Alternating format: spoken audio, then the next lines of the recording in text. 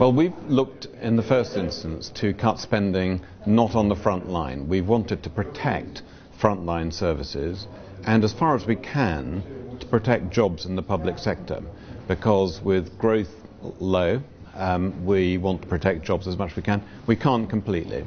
So there are jobs being lost in the public sector, but a lot more jobs being created in the private sector. So we've sought to cut costs out of the back office, to cut the costs to suppliers. We've renegotiated contracts with the big suppliers. We've got out of properties that we don't need. We've stopped spending on advertising and marketing and websites. We're looking to move a lot of public services onto a digital platform, so that where a public service can be delivered online through the internet, it will be delivered only online. It's difficult to do this, but these are ways in which we can make the money go much further. We want, obviously, to cut, we have to cut, as the Spanish government does, cut the amount of public spending, but to use it to the best effect.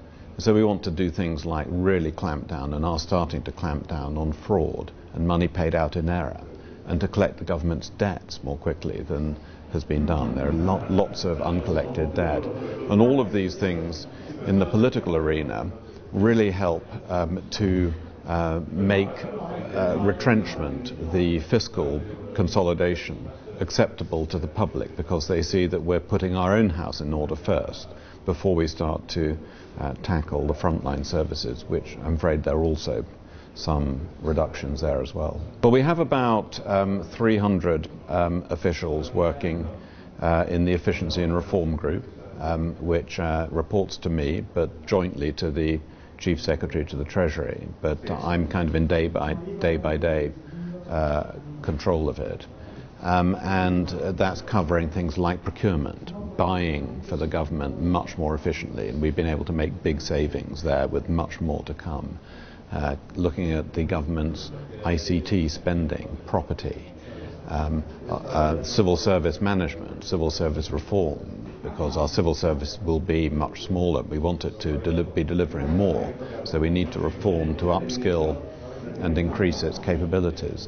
So they're working on that range of activities.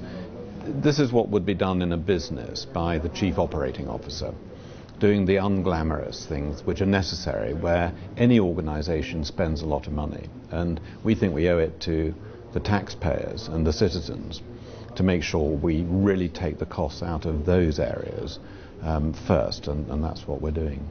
Well, the big investments in the banking sector were by way of rescue. These were not choices, and they were done by the last government, and we made it clear we hope to get out of those investments when the time is right.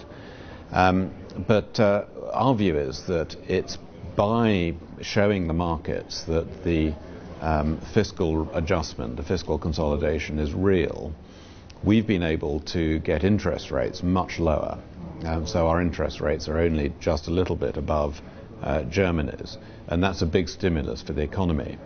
We take the view that there isn't a trade-off between cutting the deficit and promoting growth. We think the two things are completely aligned. It's by having effective program to cut the deficit that we help to stimulate growth. We think when our problem is, as is common across Europe, too big a budget deficit, a bigger budget deficit than Spain has, but at the same time a steadily growing burden of existing debt.